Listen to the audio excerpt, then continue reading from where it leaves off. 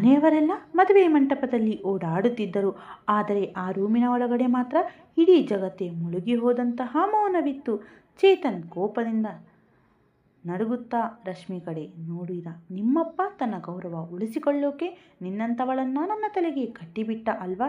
ಆದರೆ ನೆನಪಿರಲಿ, ನಾನು ನಿನ್ನನ್ನು ಹೆಂಡತಿ ಅಂತ ಒಪ್ಪಲ್ಲ. ಇನ್ನೊಂದು ಮದುವೆ ಮಾಡ್ಕೊಂಡೇ ತೀರ್ತೀನಿ ಅಂದ. ಮದುಮಗಳ ಬಟ್ಟೆಯಲ್ಲಿದ್ದ ರಶ್ಮಿ ಕಣ್ಣೀರು ಸುರಿಸುತ್ತಾ ಸುಮ್ಮನೆ ನಿಂತಿದ್ದಳು. ಚೇತನ್ ಅನಾಥನಾಗಿದ್ದ. ಅವನನ್ನು ರಶ್ಮಿ ತಂದೆ ತಾಯಿಯೇ ಸಾಕಿ ಬೆಳೆಸಿದ್ದರು. ರಶ್ಮಿ ಮೈಸೂರಿನ ದೊಡ್ಡ ಕಾಲೇಜಿಗೆ ಹೋಗುತ್ತಿದ್ದಾಗ ಕೆಟ್ಟ ಹುಡುಗಿಯರ ಸ್ನೇಹ ಸಿಕ್ಕು ಅವಳ ಜೀವನದ ಹಾದಿ ತಪ್ಪಿತ್ತು. ಸಮಾಜಕ್ಕೆ ಹೆದರಿ ತಂದೆ ಅವಳನ್ನು ಚೇತನ್ ಜೊತೆ ಮದುವೆ ಮಾಡಿಸಿ ಬೆಂಗಳೂರಿನ ಒಂದು ಫ್ಲಾಟ್ಗೆ ಕಳುಹಿಸಿಕೊಟ್ಟರು. ಚೇತನ್ ದಿನ ರಾತ್ರಿ ಅವಳನ್ನು ದ್ವೇಷದಿಂದಲೇ ನೋಡುತ್ತಿದ್ದ. ಆದರೆ ಒಂದು ರಾತ್ರಿ ಜೋರು ಮಳೆ ಬರುವಾಗ ತೀವ್ರ ಜ್ವರದಿಂದ ನಡುಗುತ್ತಿದ್ದ ಚೇತನ್ ಅವಳ ಹತ್ತಿರ ಬಂದಾಗ ರಶ್ಮಿನಿ ಗರ್ಭಿಣಿಯಾದಳು. ಆದರೆ ಚೇತನ್ ಆ ಮಗು ನನ್ನದಲ್ಲ ಎಂದು ನಿರಾಕರಿಸಿದ. ರಶ್ಮಿ ಈ ಆಘಾತದಿಂದ ಏನು ಮಾಡಬೇಕೆಂದು ತಿಳಿಯದೆ ತಲೆ ತಗ್ಗಿಸಿ ನಿಂತಿದ್ದಳು. ಮೊದಲ ರಾತ್ರಿ ಅವಳ ಮುಖ ನೋಡಿದಾಗಲೇ ಚೇತನ್ ಕಣ್ಣುಗಳಲ್ಲಿ ದ್ವೇಷ ತುಂಬಿತ್ತು. ನಿನ್ನಂತಹ ಹುಡುಗಿ ನನ್ನ ಬಾಳಿಗೆ ಬರ್ತಾಳೆ ಅಂತ ಗೊತ್ತಿದ್ದರೆ ನಾನು ಈ ಮದುವೆಗೆ ಒಪ್ತಾನೇ ಇರಲಿಲ್ಲ ಎಂದು ಗದರಿದ. ಅವನ ಕಠಿಣ ಮಾತುಗಳಿಗೆ ರಶ್ಮಿ ನಡುಗಿ ಹೋಗಿದ್ದಳು. ತನ್ನ ಹಣೆ ಬರಹವನ್ನು ನೆನೆದು ಅವಳಿಗೆ ದುಃಖ ತಡೆಯಲಾಗಲಿಲ್ಲ. ಚೇತನ್ ಕೋಪದಿಂದ, ಈಗಲೇ ನಿನ್ನನ್ನು ಮನೆಯಿಂದ ಆಚೆ ಹಾಕಿದರೆ ನನ್ನ ಮರ್ಯಾದೆ ಏನಾಗುತ್ತೆ ಗೊತ್ತಾ? ಬೀದಿ ಪಾಲಾಗ್ತೀಯ. ಆದರೆ ನಾನು ಹಾಗೆ ಮಾಡಲ್ಲ. ನಿನಗೆ ದಿನ ನರಕ ತೋರಿಸ್ತೀನಿ ಅಂದ. ಪ್ಲೀಸ್ ನನ್ನನ್ನು ಕ್ಷಮಿಸಿ. ಏನಾಯಿತು ಅಂತ ಹೇಳೋಕೆ ಒಂದು ಅವಕಾಶ ಕೊಡಿ ಎಂದು ರಶ್ಮಿ ಕೈ ಮುಗಿದು ಬೇಡಿಕೊಂಡಳು. ಆದರೆ ಚೇತನ್ ಅವಳನ್ನು ಗದರಿಸಿ ಬಾಯಿ ಮುಚ್ಚಿಸಿದ್ದ. ಸುಮ್ಮನಿರು, ನನ್ನ ಕೋಪ ನೆತ್ತಿಗೆ ಹತ್ತಿದ್ದರೆ ನಾನು ಏನು ಮಾಡ್ತೀನಿ ಅಂತ ನನಗೆ ಗೊತ್ತಾಗಲ್ಲ ಎಂದು ಕುರಿಚಿದ. ಅವಳಿಗೆ ಮುಂದೆ ಏನು ಮಾತನಾಡಬೇಕೋ ತೋಚಲೇ ಇಲ್ಲ. ಆ ಕೋಣೆಯಲ್ಲಿ ಕೇವಲ ಅವಳ ಅಳುವಿನ ಶಬ್ದ ಮಾತ್ರ ಕೇಳಿಸುತ್ತಿತ್ತು. ಪ್ಲೀಸ್, ಒಂದು ಸಾರಿ ನಾನು ಹೇಳೋದನ್ನು ಕೇಳಿ. ನೀವಂದುಕೊಳ್ಳುತ್ತಿರೋದು ಸುಳ್ಳು ಎಂದು ಬಿಕ್ಕಳಿಸುತ್ತಾ ಕೊನೆಯ ಪ್ರಯತ್ನ ಮಾಡಿದಳು. ಆದರೆ ಚೇತನ್ ಅವಳಿಗೆ ಮಾತನಾಡಲು ಬಿಡಲೇ ಇಲ್ಲ. ರಶ್ಮಿ ತುಂಬ ಸುಂದರವಾಗಿದ್ದಳು. ಆ ಮದುವೆಯ ಉಡುಪಿನಲ್ಲಿ ದೇವತೆಯಂತೆ ಕಾಣುತ್ತಿದ್ದಳು. ಆದರೆ ಚೇತನ್ ಮನಸ್ಸಿನಲ್ಲಿ ಇವಳು ಗಲೆ ಇನ್ನೊಬ್ಬನಿಗೆ ತನ್ನನ್ನು ಒಪ್ಪಿಸಿಕೊಂಡಿದ್ದಾಳೆ. ಇಂಥವಳು ನನ್ನ ಹೆಂಡತಿಯಾದಳಲ್ಲ ಎಂಬ ಯೋಚನೆ ಬಂದು ಅವನ ಇಡೀ ಅಹಂಕಾರ ಮುರಿದು ಬಿದ್ದಿತ್ತು. ತನಗೆ ಮೋಸವಾಗಿದೆ ಎಂಬ ಸಿಟ್ಟಿನಲ್ಲಿ ಅವನು ತನ್ನ ಹಕ್ಕನ್ನು ಚಲಾಯಿಸಿದ. ಆದರೆ ರಶ್ಮಿ ಮಾತ್ರ ಜೀವವಿಲ್ಲದ ಬೊಂಬೆಯಂತೆ ಬಿದ್ದುಕೊಂಡಿದ್ದಳು. ಕಾಲ ಉರುಳುತ್ತಿತ್ತು. ತುಂಬ ಕಷ್ಟಪಟ್ಟು ರಶ್ಮಿ ತಂದೆಯ ಹತ್ತಿರ ಒಪ್ಪಿಸಿ ಧಾರವಾಡದ ದೊಡ್ಡ ಯೂನಿವರ್ಸಿಟಿಯಲ್ಲಿ ಓದಲು ಅನುಮತಿ ಪಡೆದುಕೊಂಡಿದ್ದಳು. ಇಂದು ಅವಳ ಮೊದಲನೇ ದಿನ. ಮನಸ್ಸಿನಲ್ಲಿ ಏನೋ ಒಂಥರ ಭಯ. ಅಷ್ಟು ದೊಡ್ಡ ಜಾಗ, ತುಂಬ ಹಣ ಕಟ್ಟಿ ಅಡ್ಮಿಷನ್ ಪಡೆದಿದ್ದಳು. ಹೀಗಾದರೂ ಮಾಡಿ MA ಮುಗಿಸಿ ಒಂದು ಒಳ್ಳೆ ಸರ್ಕಾರಿ ಕೆಲಸ ತಗೋಬೇಕು ಅನ್ನೋ ದೊಡ್ಡ ಕನಸು ಅವಳ ಕಣ್ಣಲ್ಲಿತ್ತು. ಅಲ್ಲಿ ಅವಳಿಗೆ ಯಾರೂ ಪರಿಚಯ ಇರಲಿಲ್ಲ. ಒಬ್ಬಳೇ ತನ್ನ ಡಿಪಾರ್ಟ್ಮೆಂಟ್ ಎಲ್ಲಿದೆ ಎಂದು ಹುಡುಕುತ್ತಾ ಓಡಾಡುತ್ತಿದ್ದಳು. ಆಗ ಯಾರೋ ಒಬ್ಬ ಹುಡುಗ ವೇಗವಾಗಿ ಬಂದು ಅವಳಿಗೆ ಜೋರಾಗಿ ಡಿಕ್ಕಿ ಹೊಡೆದ. ರಶ್ಮಿ ಕೈಯಲ್ಲಿದ್ದ ಫೈಲ್ಗಳೆಲ್ಲ ನೆಲದ ಮೇಲೆ ಬಿದ್ದವು. ಅವಳು ಬೀಳುವುದರಿಂದ ಕೂದಲಿಯಲ್ಲಿ ಪಾರಾದಳು. ಬೇಸರದಿಂದ ಮುಖ ಮಾಡಿಕೊಂಡು ಎದುರುಗಿದ್ದ ಹುಡುಗನ ಕಡೆ ನೋಡಿದಳು. ಅವನ ಕಣ್ಣುಗಳು ಒಂಥರ ಸೆಳೆಯುವಂತಿದ್ದವು.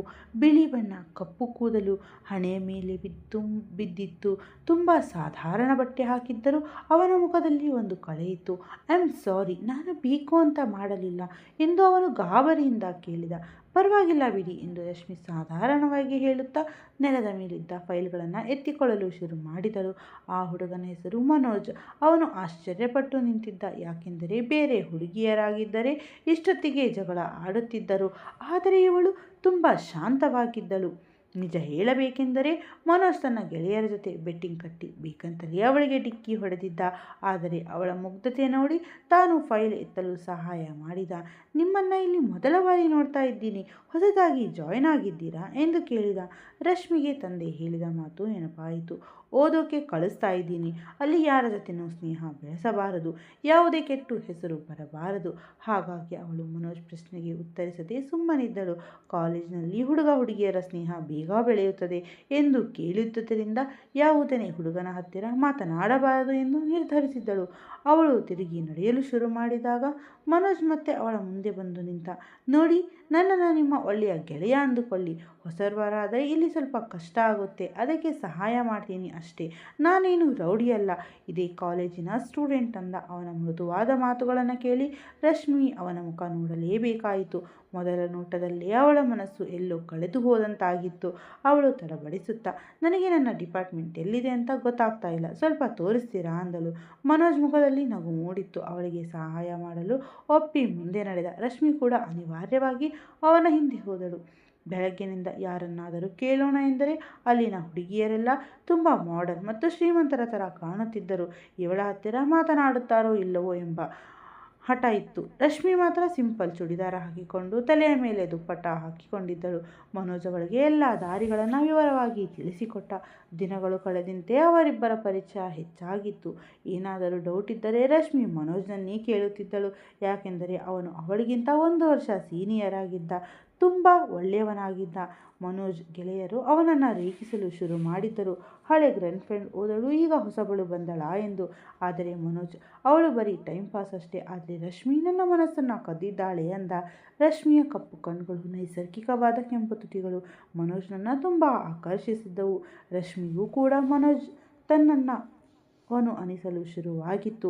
ಅವನು ಕಂಡಾಗಲೆಲ್ಲ ಅವಳ ಹೃದಯ ಬಡಿತ ಜಾಸ್ತಿಯಾಗುತ್ತಿತ್ತು. ತಂದೆ ಯಾವುದಕ್ಕೆ ಬೇಡ ಅಂದಿದ್ದರೋ ಅದೇ ಮೊದಲು ನಡೆದು ಹೋಗಿತ್ತು. ಇಬ್ಬರು ಕ್ಯಾಂಟೀನ್ನಲ್ಲಿ ಒಟ್ಟಿಗೆ ಕುಳಿತು ಮಾತನಾಡುತ್ತಿದ್ದರು. ಮೊದಲು ಸ್ನೇಹ ಅಂದುಕೊಂಡಿದ್ದು ಈಗ ಪ್ರೀತಿಯಾಗಿ ಬದಲಾಗಿತ್ತು. ಮನೋಜ್ ಅವಳಿಗಾಗಿ ಕಾಯುತ್ತಿದ್ದ ರೀತಿ, ಅವಳನ್ನು ನೋಡಿಕೊಳ್ಳುತ್ತಿದ್ದ ರೀತಿ ಎಲ್ಲವೂ ಅವನು ಕೂಡ ಅವಳನ್ನು ಪ್ರೀತಿಸುತ್ತಾನೆ ಎಂಬುದು ತೋರಿಸುತ್ತಿತ್ತು. ಆದರೆ ಅವನ ಗೆಳೆಯರು ಮಾತ್ರ, ಲೋ, ನೀನು ಎಲ್ಲ ಹುಡುಗಿಯರ ಜೊತೆ ಹೀಗೆ ಫ್ರೆಂಡ್ಶಿಪ್ ಮಾಡಿ ಆಮೇಲೆ ಬ್ರೇಕಪ್ ಮಾಡ್ಕೊತೀಯ, ನಮಗೂ ಸ್ವಲ್ಪ ಐಡಿಯಾ ಕೊಡು ಎಂದು ಕಿಚಾಯಿಸುತ್ತಿದ್ದರು. ಅವರ ಮಾತು ಕೇಳಿ ಮನೋಜ್ಗೆ ಸಿಟ್ಟು ಬಂತು. ಹೌದು, ಮುಂಚೆ ನಾನು ಬರೀ ಟೈಮ್ ಪಾಸ್ ಮಾಡ್ತಾ ಇದ್ದೆ, ಆದರೆ ರಶ್ಮಿಯ ಮೇಲೆ ನನಗೆ ನಿಜವಾದ ಪ್ರೀತಿ ಬಂದಿದೆ ಎಂದು ಗೆಳೆಯರಿಗೆ ಗಂಭೀರವಾಗಿ ಹೇಳಿದ. ರಶ್ಮಿ ಕೂಡ ಅವನನ್ನು ತುಂಬ ಹಚ್ಚಿಕೊಂಡಿದ್ದಳು. ತನ್ನ ಮನಸ್ಸಿನಲ್ಲಿ ಇರುವುದು ಕೇವಲ ಸ್ನೇಹ ಅಲ್ಲ, ನಿಜವಾದ ಪ್ರೀತಿ ಎಂದು ಅವಳಿಗೆ ಅರಿವಾಗಿತ್ತು. ಒಂದು ದಿನ ಮನೋಜ್ ಅವಳ ಹತ್ತಿರ ಬಂದು ನೇರವಾಗಿ, ನೀನು ನನ್ನ ಮನಸ್ಸಿನಲ್ಲಿ ಮನೆ ಮಾಡಿದ್ದೀಯಾ, ನಾನು ನಿನ್ನನ್ನು ತುಂಬ ಪ್ರೀತಿಸ್ತಾ ಇದ್ದೀನಿ ಎಂದು ಬಿಟ್ಟ. ಇದನ್ನು ಕೇಳಿ ರಶ್ಮಿಯ ಮುಖ ಕೆಂಪಗಾಗಿತ್ತು.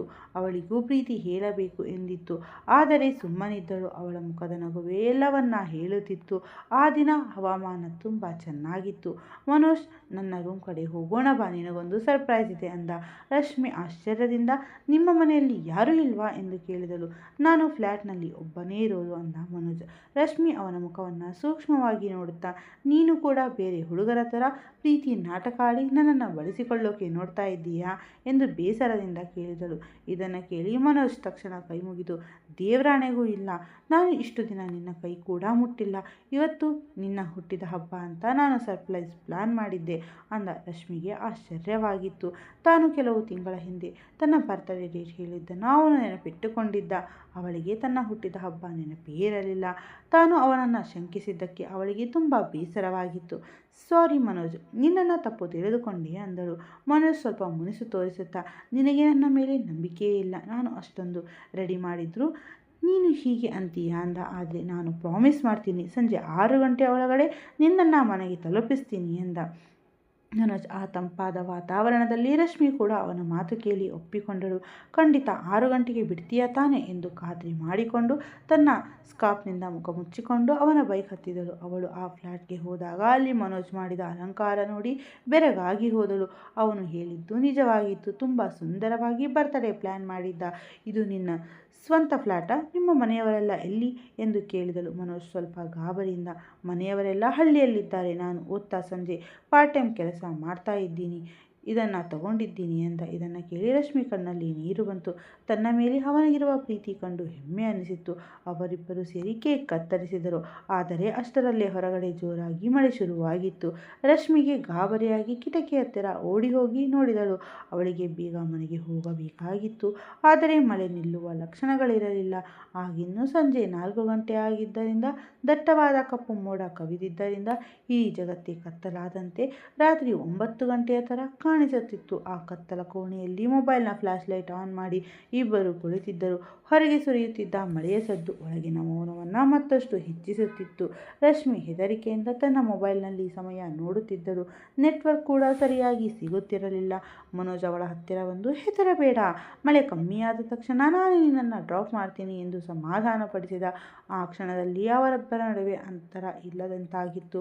ಮನೋಜ್ ಅವಳ ಕೈ ಹಿಡಿದಾಗ ರಶ್ಮಿಗೆ ತಡೆಯಲು ಸಾಧ್ಯವಾಗಲಿಲ್ಲ. ರಶ್ಮಿಗೆ ಹೊರಗೆ ಹೋಗಲು ದಾರಿಯೇ ಕಾಣದಂತಾಗಿತ್ತು.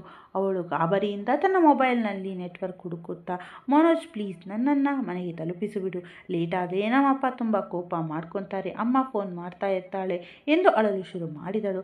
ಆದರೆ ಮನೋಜ್ ನಗುತ್ತಾ ಅವಳ ಕೈಯನ್ನು ಜೋರಾಗಿ ಹಿಡಿದುಕೊಂಡ. ರಶ್ಮಿ ಕೈ ಬಿಡಿಸಿಕೊಳ್ಳಲು ಎಷ್ಟೇ ಪ್ರಯತ್ನಿಸಿದರೂ ಅವನ ಹಿಡಿತ ಇನ್ನೂ ಗಟ್ಟಿಯಾಗಿತ್ತು. ಮನೋಜ್ನ ಕಣ್ಣುಗಳಲ್ಲಿ ಪ್ರೀತಿಯ ಬದಲು ಕೆಟ್ಟ ಆಲೋಚನೆ ಎದ್ದು ಕಾಣುತ್ತಿತ್ತು. ಏನು ಮಾಡ್ತಿದ್ದೀಯಾ ನೀನು?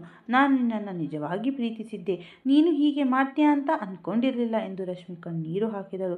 ಮನೋಜ್ ರಾಕ್ಷಸನ ಥರ ನಗುತ್ತಾ, ಪ್ರೀತಿಯಲ್ಲಿ ಇದೆಲ್ಲ ಮಾಮೂಲು ಕಣೆ, ಮದುವೆ ಹೆಂಗೋ ನಮ್ಮಿಬ್ಬರದ್ದೇ ಆಗೋದು ತಾನೆ, ನೀನು ನನ್ನ ಇಷ್ಟಪಡ್ತಿದ್ದೀಯಾ ಅಂತ ನಿನ್ನ ಕಣ್ಣಲ್ಲೇ ಗೊತ್ತಾಗುತ್ತಿದೆ ಅಂದ. ರಶ್ಮಿ, ನೀನು ತುಂಬ ಲವ್ಲಿ ಹುಡುಗಿ, ಇವತ್ತಿನ ರಾತ್ರಿ ನಮ್ಮಿಬ್ಬರ ಮಧ್ಯೆ ಯಾವುದೇ ಅಂತರ ಇರಬಾರದು ಎಂದು ಮನೋಜ್ ಅವಳ ಹತ್ತಿರ ಬರತೊಡಗಿದ್ದ. ರಶ್ಮಿಗೆ ಉಸಿರು ಕಟ್ಟಿದಂತಾಗಿತ್ತು. ಹೊರಗೆ ಸಿಡಿಲು ಹೊಡೆದ ಸದ್ದಿಗೆ ಇಡೀ ರೂಮೇ ನಡುಗಿದಂತಾಗಿತ್ತು.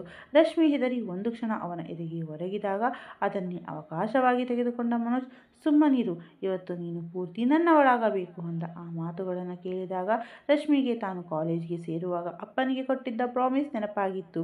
ಅಪ್ಪ ನನಗೆ ಧಾರವಾಡಕ್ಕೆ ಹೋಗಿ ಓದೋಕ್ಕೆ ಪರ್ಮಿಷನ್ ಕೊಡಿ, ನಿಮ್ಮ ಗೌರವಕ್ಕೆ ಧಕ್ಕೆ ತರೋ ಯಾವುದೇ ಕೆಲಸ ನಾನು ಮಾಡಲ್ಲ ಎಂದು ಕೈ ಮುಗಿದು ಬೇಡಿಕೊಂಡಿದ್ದಕ್ಕೆ ಅವರಪ್ಪ ಅವಳನ್ನು ನಂಬಿ ಕಳುಹಿಸಿದ್ದರು. ಯಾರನ್ನೋ ನಂಬಿ ಒಂಟಿಯಾಗಿ ರೂಮಿಗೆ ಬಂದದ್ದು ತನ್ನ ಜೀವನದ ಅತಿ ದೊಡ್ಡ ತಪ್ಪು ಎಂದು ರಶ್ಮಿಗೆ ಆ ಕ್ಷಣದಲ್ಲಿ ಅರ್ಥವಾಗಿತ್ತು. ಅವಳು ತನ್ನ ಇಡೀ ಶಕ್ತಿಯನ್ನು ಹಾಕಿ ಮನೋಜ್ನನ್ನು ದೂರ ತಳ್ಳಲು ಪ್ರಯತ್ನಿಸಿದಳು. ಅವಳ ಅದೃಷ್ಟಕ್ಕೆ ಸರಿಯಾಗಿ ಅದೇ ಸಮಯಕ್ಕೆ ಯಾರೋ ಫ್ಲ್ಯಾಟ್ನ ಡೋರ್ ಬೆಲ್ ಬಾರಿಸಿದರು. ಛೇ, ಈ ಟೈಮ್ನಲ್ಲಿ ಯಾರು ಬಂದರು ಎಂದು ಮನೋಜ್ ಕೋಪದಿಂದ ಬಾಗಿಲು ಕಡೆ ನಡೆದ ಮತ್ತು ರಶ್ಮಿಗೆ ಒಳಗೆ ಅಡಗಿಕೊಳ್ಳಲು ಸನ್ನೆ ಮಾಡಿದ. ಇದೇ ಒಳ್ಳೆಯ ಚಾನ್ಸ್ ಅಂತ ಯೋಚಿಸಿದ ರಶ್ಮಿ ಅಲ್ಲೇ ಇದ್ದ ಕಿಟಕಿಯಿಂದ ಕೆಳಗೆ ಜಿಗಿದು ತಪ್ಪಿಸಿಕೊಂಡಳು. ಹುಚ್ಚಿಯಂತೆ ರಸ್ತೆಯಲ್ಲಿ ಓಡುತ್ತಾ ಆಟೋ ಸಿಗುತ್ತಾ ಎಂದು ಹುಡುಕಲಾರಂಭಿಸಿದಳು. ತುಂಬ ತಡವಾಗಿ ಮನೆಗೆ ಹೋದರೆ ಏನಾಗುತ್ತದೋ ಎಂಬ ಭಯ ಅವಳನ್ನು ಕಾಡುತ್ತಿತ್ತು. ತನ್ನ ಕಾಲಲ್ಲಿದ್ದ ಚಪ್ಪಲಿ ಕಳೆದು ಹೋದರೂ ಅವಳಿಗೆ ಪ್ರಜ್ಞೆಯೇ ಇರಲಿಲ್ಲ. ಮನೋಜ್ನನ್ನು ನಂಬಿ ಎಷ್ಟು ದೊಡ್ಡ ತಪ್ಪು ಮಾಡಿದ್ದೆ ಎಂದು ನೆನೆದು ಕಣ್ಣೀರು ಹಾಕುತ್ತಾ ಓಡುತ್ತಿದ್ದಳು. ಇತ್ತ ಹುಬ್ಬಳ್ಳಿಯ ಅವಳ ಮನೆಯಲ್ಲಿ ಊಟದ ಟೇಬಲ್ ಹತ್ತಿರ ಕುಳಿತಿದ್ದ ಶೇಖರಪ್ಪ ಅವರು ಕೋಪದಿಂದ ಹೆಂಡತಿ ಶಾಂತಮ್ಮನಿಗೆ, ಎಲ್ಲಿದ್ದಾಳೆ ನಿನ್ನ ಮಗಳು, ಮನೆಗೆ ಬರೋ ಟೈಮ್ ಇದೇನಾ ಎಂದು ಗದರುತ್ತಿದ್ದರು. ಮಗಳು ಇಷ್ಟು ತಡವಾದರೂ ಬರೋದಕ್ಕೆ ಶಾಂತಮ್ಮನಿಗೂ ಒಳಗೊಳಗೆ ಜೀವ ಬಾಯಿಗೆ ಬಂದಂತಾಗಿತ್ತು.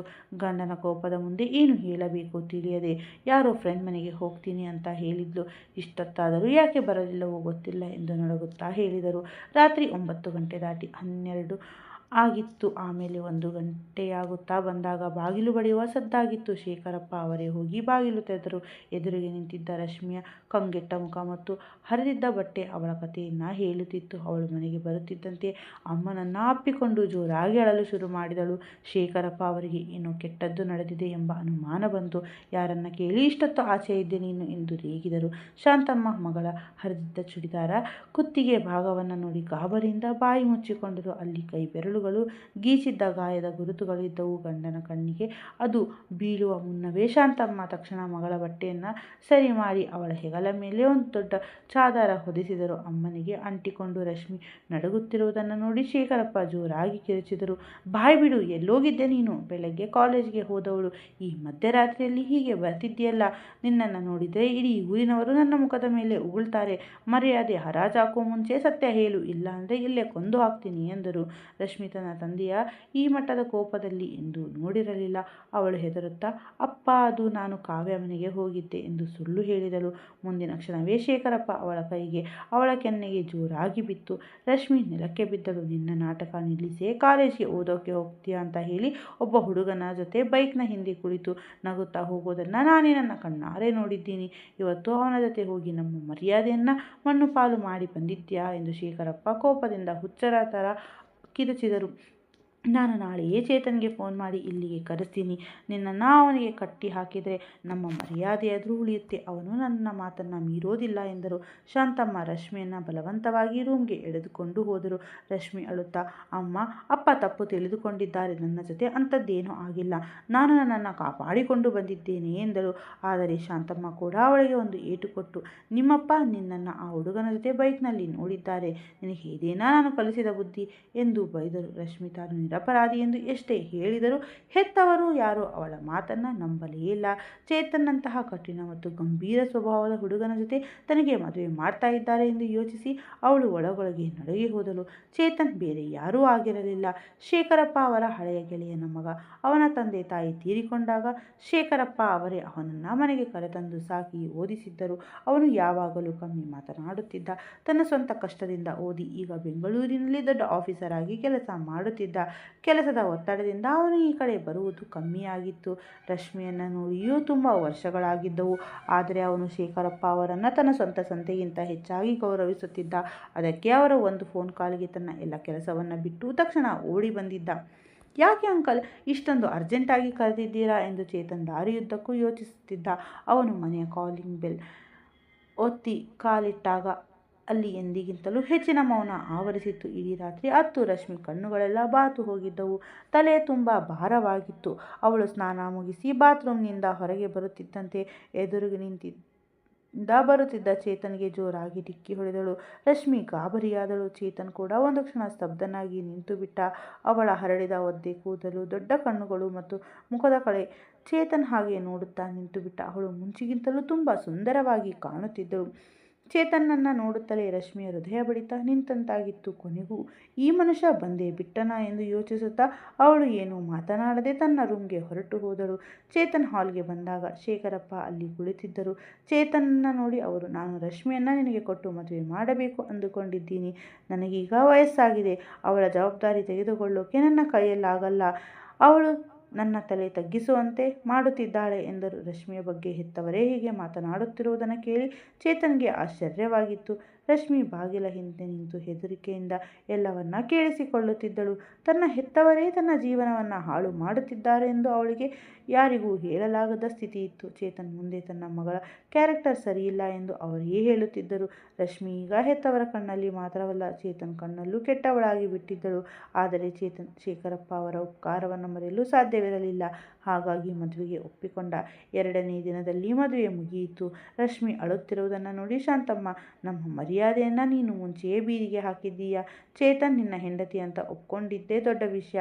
ಅವನು ಏನೇ ಹೇಳಿದರೆ ಸುಮ್ಮನೆ ಸಹಿಸ್ಕೋ ಎಂದರು. ಒಂದು ವೇಳೆ ಬೇರೆ ಯಾರಾದರೂ ಆಗಿದ್ರೆ ಮೊದಲ ರಾತ್ರಿಯೇ ದೊಡ್ಡ ಗಲಾಟೆ ಮಾಡ್ತಾ ಇದ್ರು. ನೀನೇನು ಸಣ್ಣ ಹುಡುಗಿನ, ದಿನವಿಡೀ ಕೈಯಲ್ಲಿ ಮೊಬೈಲ್ ಇಟ್ಕೊಂಡು ಇಂಟರ್ನೆಟ್ ನೋಡ್ತಾ ಇರ್ತೀಯ. ಇಂತಹ ವಿಷಯಗಳಾದಾಗ ಗಂಡಂದಿರು ಹೆಂಡತಿಯರನ್ನು ಏನು ಮಾಡ್ತಾರೆ ಅಂತ ನಿನಗೂ ಗೊತ್ತಿರುತ್ತೆ. ಅದಕ್ಕೆ ಚೇತನ್ ಯಾವತ್ತೂ ಎದುರು ಮಾತನಾಡಬೇಡ. ಒಂದು ವೇಳೆ ಏನಾದರೂ ಗಲಾಟೆಯಾಗಿ ನೀನು ಸಾಮಾನು ತೆಗೆದುಕೊಂಡು ಈ ಮನೆಗೆ ಬರ್ತೀನಿ ಅಂದ್ಕೊಂಡ್ರೆ ಅದು ನಿನ್ನ ಭ್ರಮೆ. ಇವತ್ತಿನಿಂದ ನಮಗೂ ನಿಮಗೂ ಇರೋ ಸಂಬಂಧ ಹೋಯಿತು ಎಂದು ಶಾಂತಮ್ಮ ಕಠಿಣವಾಗಿ ಹೇಳಿದರು. ತಾಯಿಯ ಮಾತನ್ನು ಕೇಳಿ ರಶ್ಮಿಗೆ ಒಳಗೊಳಗೆ ಸತ್ತು ಹೋದಂತಾದಳು. ಮನೆಯವರೇ ತನ್ನನ್ನು ಈ ರೀತಿ ದೂರ ತಳ್ಳಿದ ಮೇಲೆ ತನಗೆ ಜಗತ್ತಿನಲ್ಲಿ ಬೇರೆ ಯಾರೂ ಇಲ್ಲ ಎಂಬ ನೋವು ಅವಳನ್ನು ಕಾಡತೊಡಗಿತ್ತು. ಮದುವೆಯ ನಂತರ ಅವಳು ಚೇತನ್ ಜೊತೆ ಬೆಂಗಳೂರಿನ ಆ ಹೊಸ ಮನೆಗೆ ಬಂದಾಗ ಅವಳ ಕೈಯಲ್ಲಿದ್ದ ಮೊಬೈಲ್ ಮಾತ್ರ ಅವಳಿಗೆ ಒಂಟಿತನವನ್ನು ನೆನಪಿಸುತ್ತಿತ್ತು. ರೂಮಿನ ಒಂದು ಮೂಲೆಯಲ್ಲಿ ಕುಳಿತು ತನ್ನ ಹಣೆಬರಹ ಇಷ್ಟೇ ಎಂದುಕೊಂಡು ಕಣ್ಣೀರು ಹಾಕುತ್ತಾ ಹೊಸದಾಗಿ ಶುರುವಾಗಲಿ ಈ ನರಕದಂತಹ ಜೀವನವನ್ನು ಎದುರಿಸಲು ಅವಳು ಸಿದ್ಧಳಾಗಬೇಕಾಗಿತ್ತು. ತನ್ನ ಹೆತ್ತ ತಾಯಿಯೇ ಅಷ್ಟೊಂದು ಕಠಿಣವಾಗಿ ಮಾತನಾಡುತ್ತಿದ್ದದ್ದನ್ನು ಕೇಳಿ ರಶ್ಮಿಗೆ ಜಗತ್ತೇ ಶೂನ್ಯವಾದಂತೆ ಅನಿಸಿತು.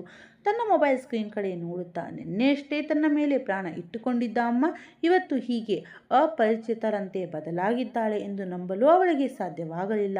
ಹೌದು, ಅವಳು ಪ್ರೀತಿಸಿದ್ದು ನಿಜ. ಆದರೆ ಆ ಪ್ರೀತಿಯೇ ಅವಳ ಬಾಳಿಗೆ ಇಷ್ಟು ದೊಡ್ಡ ಶಾಪವಾಗುತ್ತದೆ ಎಂದು ಅವಳು ಅಂದುಕೊಂಡಿರಲಿಲ್ಲ.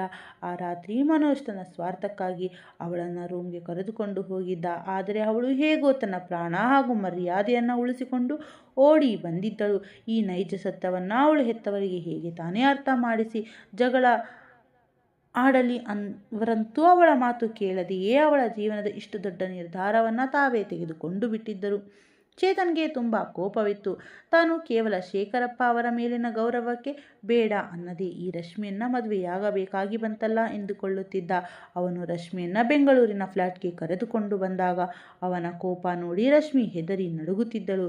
ಚೇತನ್ ಅವಳ ಕಡೆ ತಿರುಗಿ, ನಿಮ್ಮಪ್ಪನ ತನ್ನ ಮರ್ಯಾದೆ ಉಳಿಸಿಕೊಳ್ಳೋಕೆ ನಿನ್ನನ್ನು ನನ್ನ ತಲೆಗೆ ಕಟ್ಟಿಬಿಟ್ಟ. ಆದರೆ ನೆನಪಿರಲಿ, ನಾನು ಇನ್ನೊಂದು ಮದುವೆ ಮಾಡ್ಕೊಳ್ತೀನಿ. ನಿನ್ನಂಥ ಕ್ಯಾರೆಕ್ಟರ್ ಇಲ್ಲದ ಹುಡುಗಿಯರ ಮುಖ ನೋಡೋಕ್ಕೂ ನನಗೆ ಇಷ್ಟವಿಲ್ಲ. ಆಗಲೇ ನಿನ್ನ ಪ್ರೇಮಿಯ ಜೊತೆ ಎಲ್ಲ ಮುಗಿಸಿ ಬಂದಿರೋ ನಿನಗೆ ನನ್ನ ಮನೆಯಲ್ಲಿ ಸ್ಥಾನವಿಲ್ಲ ಎಂದು ಮನಬಂದಂತೆ ಬೈದನು. ರಶ್ಮಿ ಕಣ್ಣೀರು ಒರೆಸಿಕೊಳ್ಳುತ್ತಾ, ನೀವು ಅಂದುಕೊಳ್ಳುತ್ತಿರುವುದು ಸುಳ್ಳು. ಅಪ್ಪ ಅಮ್ಮನಿಗೆ ದೊಡ್ಡ ತಪ್ಪು ತಿಳುವಳಿಕೆಯಾಗಿದೆ ಅಂದಳು. ಅವಳು ಬಾಯಿ ಬಿಡುತ್ತಿದ್ದಂತೆಯೇ ಚೇತನ್ ಅವಳ ಕೈಯನ್ನು ಜೋರಾಗಿ ಹೊಸಕಿ ಹಿಡಿದ. ಇನ್ನೊಮ್ಮೆ ನನ್ನ ಎದುರು ಮಾತನಾಡಿದರೆ ನೆಟ್ಟಗಿರಲ್ಲ. ಸುಮ್ಮನೆ ಈ ಮನೆಯ ಒಂದು ಮೂಲೆಯಲ್ಲಿ ಬಿದ್ದಿರು. ಕಿಟಕಿ ಅಥವಾ ಬಾಗಿಲಿನಿಂದ ಆಚೆ ಇಣುಕಿ ನೋಡಿದ್ರು ಅಷ್ಟೇ. ನಿನ್ನಂಥವರನ್ನು ಹೇಗೆ ದಾರಿಗೆ ತರಗಬೇಕು ಅಂತ ನನಗೆ ಚೆನ್ನಾಗಿ ಗೊತ್ತು ಎಂದು ಗದರಿದ. ಅವನು ಎಷ್ಟು ಜೋರಾಗಿ ಅವಳ ಕೈ ಹಿಡಿದಿದ್ದನೆಂದರೆ ರಶ್ಮಿಗೆ ನೋವಿನಿಂದ ಕಣ್ಣಲ್ಲಿ ನೀರು ಬಂತು. ಅವಳು ವಾಶ್ರೂಮ್ ಒಳಗೆ ಹೋಗಿ ಬಾಗಿಲು ಹಾಕಿ ಅಳುತ್ತಾ, ಮನೋಜ್, ನೀನು ನನಗೆ ತುಂಬ ದೊಡ್ಡ ಮೋಸ ಮಾಡಿದೆ. ನಿನ್ನನ್ನು ನಂಬಿ ನನ್ನ ಜೀವನವನ್ನೇ ಹಾಳು ಮಾಡಿಕೊಂಡೆ. ನಿನ್ನ ಜೊತೆ ಬಾಳಬೇಕು ಅಂತ ಕಂಡ ಕನಸೆಲ್ಲ ಮಣ್ಣು ಪಾಲಾಯಿತು. ಈಗ ಈ ಕ್ರೂರಿಯ ಮಧ್ಯೆ ಸಿಕ್ಕಿ ಹಾಕಿಕೊಂಡಿದ್ದೇನೆ ಎಂದು ತನ್ನ ಹಣೆ ಬರಹಕ್ಕೆ ಕಣ್ಣೀರು ಸುರಿಸಿದಳು. ಅಲ್ಲಿದ್ದ ರಶ್ಮಿಯ ಕಷ್ಟದ ದಿನಗಳು ಶುರುವಾದವು.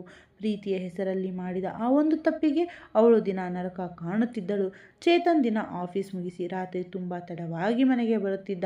ರಶ್ಮಿ ಇಡೀ ದಿನ ಮನೆಯಲ್ಲಿ ಒಬ್ಬಳೇ ಇರಬೇಕಾಗಿತ್ತು. ಕೆಲವೊಮ್ಮೆ ಮನೆಯಲ್ಲಿ ರೇಷನ್ ಕೂಡ ಇರುತ್ತಿರಲಿಲ್ಲ. ಅವಳು ಹಸಿದುಕೊಂಡೇ ಕುಳಿತಿರುತ್ತಿದ್ದಳು. ಚೇತನ್ ಹೆಚ್ಚಾಗಿ ಹೊರಗಡೆಯೇ ಊಟ ಮಾಡುತ್ತಿದ್ದ, ಏಕೆಂದರೆ ಅವನು ತನ್ನ ಕೆಲಸದಲ್ಲಿ ತುಂಬ ಬ್ಯುಸಿಯಾಗಿದ್ದ. ಅವನಿಗೆ ಸರ್ಕಾರಿ ಕೆಲಸದ ಜೊತೆಗೆ ಪಾರ್ಟ್ ಟೈಮ್ ಬಿಸ್ನೆಸ್ ಕೂಡ ಇತ್ತು. ದುಡ್ಡು ಮಾಡೋದೊಂದು ಅವನಿಗೆ ಗೊತ್ತಿತ್ತು. ಇತ್ತೀಚೆಗಷ್ಟೇ ಅವನು ಹೊಸ ಕಾರನ್ನು ಕೂಡ ಕೊಂಡುಕೊಂಡಿದ್ದ. ತನಗೊಬ್ಬಳು ಹೆಂಡತಿ ಇದ್ದಾಳೆ ಎಂಬುದು ಅವನು ಮರೆತಿದ್ದ. ಇವತ್ತು ಸಹ ಚೇತನ್ ರಾತ್ರಿ 1 ಗಂಟೆಗೆ ಮನೆಗೆ ಬಂದಿದ್ದ. ರಶ್ಮಿ ಬೆಳಗ್ಗೆಯಿಂದ ಏನೂ ತಿಂದಿರಲಿಲ್ಲ. ಬರೀ 2 ಪೀಸ್ ಬ್ರೆಡ್ ಮಾತ್ರ ತಿಂದಿದ್ದಳು. ಅವಳು ಹೆದರುತ್ತಾ ಅವನ ಹತ್ತಿರ ಬಂದು, ನಿಮಗೆ ಸ್ವಲ್ಪನಾದರೂ ಯೋಚನೆ ಇದೆಯಾ? ನಾನು ಬೆಳಗ್ಗೆಯಿಂದ ಹಸಿದುಕೊಂಡಿದ್ದೀನಿ. ಈಗ ರಾತ್ರಿ 1 ಗಂಟೆ ಆಗ್ತಾ ಬಂತು ಎಂದು ಬೇಸರದಿಂದ ಕೇಳಿದಳು. ಚೇತನ್ ತಕ್ಷಣ ತಲೆ ಎತ್ತಿ ಅವಳ ಮುಖ ನೋಡಿದ. ಆ ಕ್ಷಣದಲ್ಲಿ ಅವನಿಗೆ ರಶ್ಮಿ ಸಣ್ಣ ಹುಡುಗಿಯಾಗಿದ್ದಾಗ ತನ್ನ ಹತ್ತಿರ ಹಠ ಮಾಡುತ್ತಿದ್ದ ಆ ಹಳೆ ನೆನಪುಗಳು ಕಣ್ಣ ಮುಂದೆ ಬಂದು ಹೋದವು. ಅವನಿಗಿಂತ ಅವಳು ವಯಸ್ಸಿನಲ್ಲಿ ಚಿಕ್ಕವಳಾಗಿದ್ದಳು. ಆದರೆ ಮುಂದಿನ ಕ್ಷಣವೇ ತಲೆ ಜಾಡಿಸಿಕೊಂಡು ಚೇತನ್ ಅವಳ ಮೇಲಿದ್ದ ಸಿಟ್ಟು ಮತ್ತೆ ನೆನಪಾಗಿ ಅವನ ಮಾತು ಕಠಿಣವಾಯಿತು. ಹಸಿದಿದ್ದರೆ ಸತ್ತು ಹೋಗಲ್ಲ ಬಿಡು. ನಿನ್ನ ಹಳೆ ಪ್ರೇಮಿ ಒಂದು ಫೋನ್ ಮಾಡಿ ಕರೆಸ್ಕೋಬಾರ್ದಿತ್ತಾ? ಅವನು ನಿನಗೆ ಬಿರಿಯಾನಿ ತಂದು ಕೊಡ್ತಾ ಇದ್ದ ಎಂದು ಚೇತನ್ ವ್ಯಂಗ್ಯವಾಗಿ ನಕ್ಷನು. ರಶ್ಮಿ ಕಣ್ಣಲ್ಲಿ ನೀರು ತುಂಬಿಕೊಂಡಿತ್ತು. ಸುಮ್ಮನೆ ಅವನನ್ನೇ ನೋಡುತ್ತಾ ಹಾಲ್ನ ಒಂದು ಮೂಲೆಯಲ್ಲಿ ಹೋಗಿ ಕುಳಿತು ಅಳತೊಡಗಿದ್ದಳು. ಸ್ವಲ್ಪ ಸಮಯದ ನಂತರ ಚೇತನ್ ಮತ್ತೆ ಮನೆಯಿಂದ ಹೊರಗೆ ಹೋದ. ರಶ್ಮಿಗೆ ಎಲ್ಲೋ ಒಂದು ಕಡೆ ಅವನು ತನಗಾಗಿ ಊಟ ತರಲು ಹೋಗಿರಬಹುದು ಎಂಬ ಆಸೆ ಮೂಡಿತ್ತು. ಆದರೆ ತುಂಬ ಸಮಯವಾದರೂ ಅವನು ಬರಲೇ ಇಲ್ಲ. ಹಸಿವಿನಿಂದ ಅವಳಿಗೆ ತಲೆ ಸುತ್ತು ಬಂದಂತಾಗಿತ್ತು. ಅವಳು ನಿಧಾನವಾಗಿ ಎದ್ದು ಕಿಚನ್ ಕಡೆ ಹೋದಳು. ಅಲ್ಲಿದ್ದ ಸ್ವಲ್ಪ ಕಡಲೆಕಾಳು ತಿಂದಳು. ಆಮೇಲೆ ಫ್ರಿಜ್ ತೆಗೆದು ನೋಡಿದಾಗ ಕೆಲವು ಟೊಮೊಟೊ ಮಾತ್ರ ಕಾಣಿಸಿತು. ರಶ್ಮಿಗೆ ಟೊಮೊಟೊ ಅಷ್ಟಾಗಿ ಇಷ್ಟವಿರಲಿಲ್ಲ. ಆದರೂ ಹಸಿವು ತಡೆಯಲಾರದೆ ಅವಳು ಅಳುತ್ತಲೇ ಟೊಮೊಟೊಗಳನ್ನು ಹೊರಗೆ ತೆಗೆದು ಪೀಸ್ ಮಾಡಿ ಪ್ಲೇಟ್ನಲ್ಲಿ ಇಟ್ಟುಕೊಂಡಳು. ಅದರ ಮೇಲೆ ಸ್ವಲ್ಪ ಉಪ್ಪು ಮತ್ತು ಕಾಳು ಮೆಣಸಿನ ಪುಡಿ ಉದುರಿಸಿಕೊಂಡು ಅವಳು ತಿನ್ನಲು ಹೋಗುವಷ್ಟರಲ್ಲಿ ಮನೆಯ ಬಾಗಿಲು ತೆಗೆಯುವ ಸದ್ದಾಗಿತ್ತು. ಚೇತನ್ ನಿಜವಾಗಿಯೂ ಅವಳಿಗಾಗಿ ಹೊರಗಿನಿಂದ ಊಟದ ಪ್ಯಾಕೆಟ್ ತಂದಿದ್ದ. ಅದನ್ನು ನೋಡಿ ರಶ್ಮಿ ಮುಖದಲ್ಲಿ ಸ್ವಲ್ಪ ನಗು ಬಂತು. ಚೇತನ್ ಅವಳ ಎದುರಿದ್ದ ಟೊಮೊಟೊ ಪ್ಲೇಟ್ ನೋಡಿ ಒಳಗೊಳಗೆ ಏನು ಅನಿಸಿದರು. ಯಾಕೆ ಟೊಮೊಟೊ ಕಟ್ ಮಾಡ್ಕೊಂಡು ಕೂತಿದ್ದೀಯಾ ಅಂದ. ರಶ್ಮಿ ತಲೆ ತಗ್ಗಿಸಿ, ತುಂಬ ಹಸಿವಾಗ್ತಾ ಇತ್ತು, ತಲೆ ಸುತ್ತು ಬಂದ ಹಾಗೆ ಆಯಿತು, ಅದಕ್ಕೆ ಇದನ್ನಾದರೂ ತಿನ್ನೋಣ ಅಂದ್ಕೊಂಡೆ ಎಂದಳು. ಚೇತನ್ ಊಟದ ಪ್ಯಾಕೆಟನ್ನು ಅವಳ ಕಡೆ ಇಟ್ಟ. ರಶ್ಮಿ ತಕ್ಷಣ ಹಸಿವಿನಲ್ಲಿ ಊಟ ಮುಗಿಸಿ ನೆಮ್ಮದಿಯಿಂದ ನಿಟ್ಟುಸಿರು ಬಿಟ್ಟಳು. ಅವಳು ಮಲಗಲು ಹೋಗುವಷ್ಟರಲ್ಲಿ ಚೇತನ್ ಮತ್ತೆ ಕಿರುಚಲು ಶುರು ಮಾಡಿದ.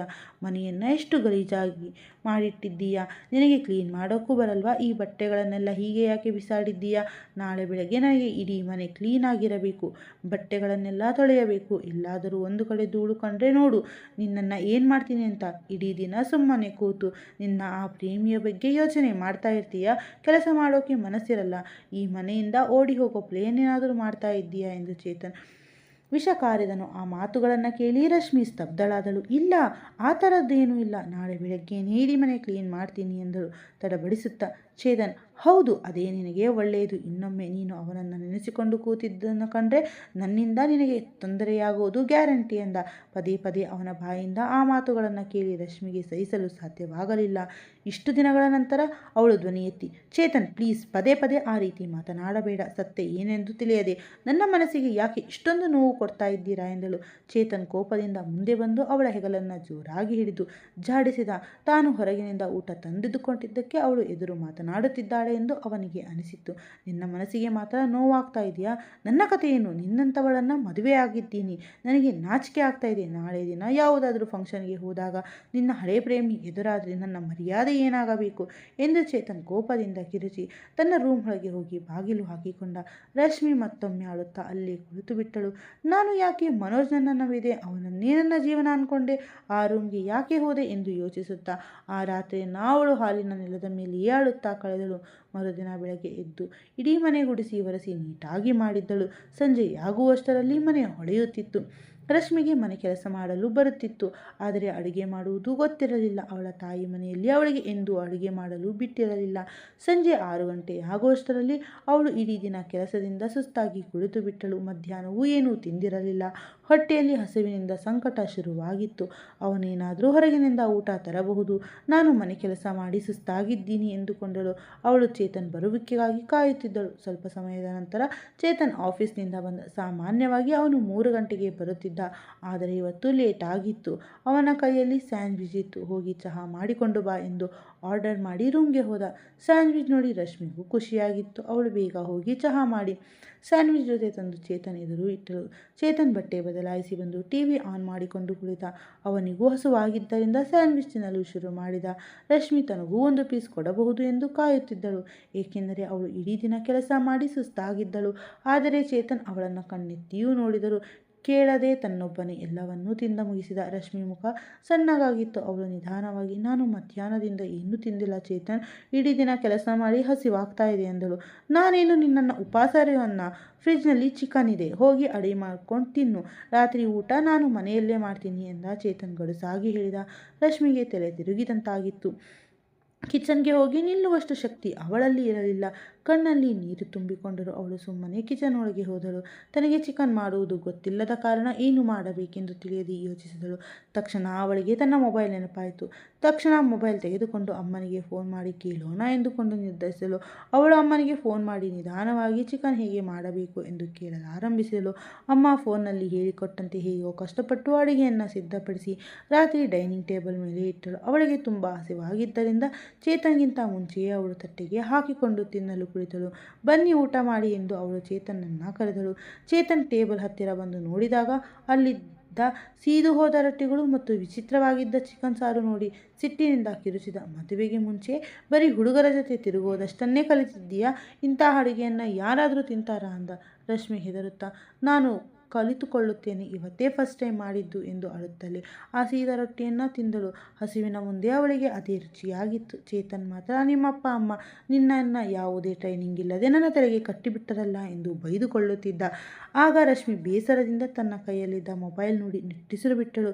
ಇವತ್ತಿನ ದಿನದಲ್ಲಿ ಎಲ್ಲದಕ್ಕೂ ಮೊಬೈಲ್, ಇಂಟರ್ನೆಟ್ ನೋಡಿ ಕಲಿಯುವ ಜಗತ್ತಿನಲ್ಲಿ ತನಗೆ ಅಡಿಗೆ ಕಲಿಯಲು ಯಾರೂ ಬೆಂಬಲವಾಗಿ ನಿಲ್ಲಲಿಲ್ಲವಲ್ಲ ಎಂದು ಅವಳಿಗೆ ಬೇಸರವಾಗಿತ್ತು.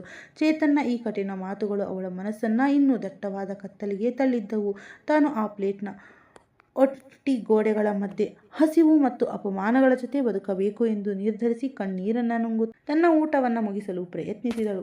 ರಶ್ಮಿ ಅಡುಗೆ ಮನೆಯಲ್ಲಿ ನಿಂತು ತನ್ನ ಮೊಬೈಲ್ ಗ್ಯಾಲರಿಯಲ್ಲಿದ್ದ ಹಳೆಯ ಫೋಟೋಗಳನ್ನು ನೋಡುತ್ತಾ ಕಣ್ಣೀರು ಹಾಕುತ್ತಿದ್ದಳು. ಮದುವೆಯಾಗಿ ಕೇವಲ 3 ದಿನ ಆಗಿದ್ದರೂ ಚೇತನ್ ಪ್ರತಿ ವಿಷಯಕ್ಕೂ ಅವಳನ್ನು ಚುಚ್ಚಿ ಮಾತನಾಡುತ್ತಿದ್ದ. ಚೇತನ್ ಡೈನಿಂಗ್ ಟೇಬಲ್ ಹತ್ತಿರ ಬಂದು 2 ತುತ್ತು ತಿಂದು ಹಸಿವಿಲ್ಲದಂತೆ ಎದ್ದು ಹೋದ. ರಶ್ಮಿ ಸುಮ್ಮನೆ ನಿಂತಿದ್ದಳು.